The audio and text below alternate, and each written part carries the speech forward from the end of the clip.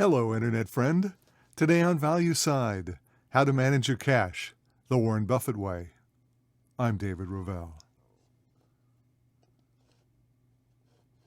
Well, we started following Warren Buffett's cash position a year ago. At the time, the end of 2023, he had accumulated $163 billion in cash, an unheard-of sum. Many felt that the oracle from Omaha had reached his limit, that he'd gone about as far as he would. However, it turned out that Buffett had only just begun.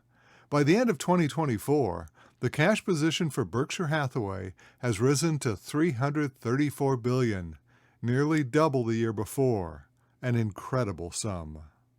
Today, we'll explore the nuts and bolts of how he is able to manage such a humongous amount of cash. I think you'll find his cash management skills to be as straightforward and successful as his equity investments. Now, cash management is a vitally important discipline on Wall Street. It's no place to let your money sit idle, as those extra percentages you can gain by investing cash wisely can make all the difference in your long-term returns. And perhaps even more importantly, any cash investment gone wrong could tarnish a sterling reputation.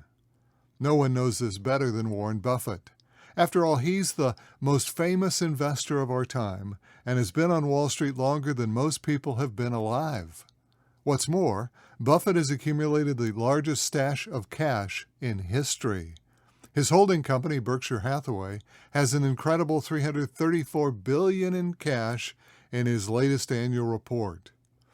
It's an unimaginable sum, made all the more so when you realize that only 4 banks in the country, J.P. Morgan Chase, Bank of America, Citibank, and Wells Fargo, have a greater net worth than that. And 3 of the 4 have recently been added to the FDIC's list of potential troubled banks.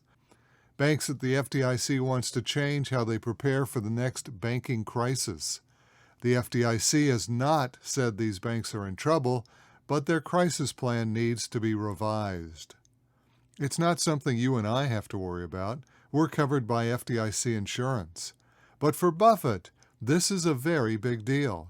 His cash position must remain safe, and the only way for him to guarantee that is to hold his cash in a safer institution than the nation's largest banks.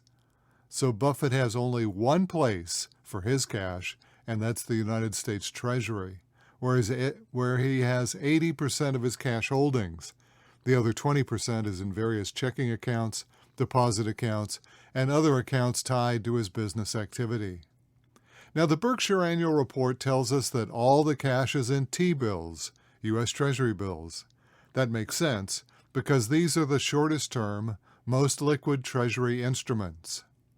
T-bills generally mature anywhere from a month to a year, and it's relatively easy to build a T-bill ladder of maturities. In a T-bill ladder, you divide up your cash into several different portions, invest each portion at a different month or quarter. Say you have $120,000 in cash. In a ladder, you put $10,000 in each month's T-bills, January, February, March, so on. That way, you'd have one T-bill maturing each month. You then roll over that T-bill offering 12 months ahead. Simple. This gives you a steady stream of cash, T-bills maturing, and helps you ride the fluctuation in interest rates up and down. No doubt this is the method that Buffett uses to manage his T-bill portfolio, and it's worked like a charm. Buffett has been accumulating his cash hoard for several years now. When he began, T-bill interest was only about 0.25%. Today, T-bill interest is nearly 4.5%. Buffett didn't have to anticipate any change in the interest rates. By laddering his bills, he rolled over his older low-interest bills to the newer high-interest bills as the old bills matured. The same will be true when interest rates are lowered. But if all of this seems like too much work, or if it's above your budget, you probably need about $10,000 at each step of the ladder, then I'd suggest any of the number of money market funds. And Buffett would recommend government money market funds. Savings accounts or CDs are also solid at a solid bank. Check out bankrate.com for an up-to-date list of the best savings account. So let's take a macro view. A note about Wall Street's current view on interest rates. I've included a chart of 3 maturities of T-bills, 5-year notes, and 30-year T-bonds. Now you'll notice that the interest rate of the T-bill took off in 2022. That's when the Federal Reserve raised interest rates to fight inflation. As a consequence, for 2 years, the interest rates on the T-bills had been higher than the bonds or notes.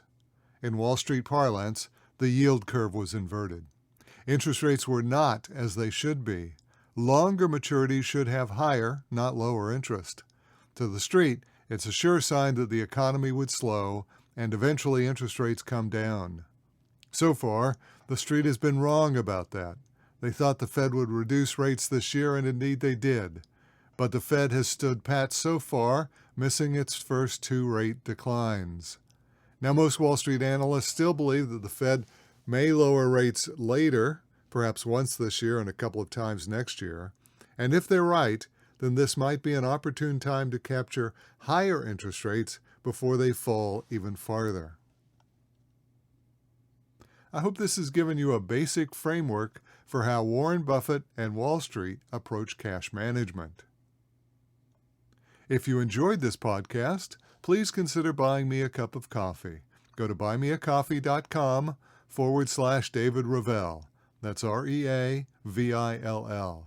Buymeacoffee.com/David Revell. Thanks for listening.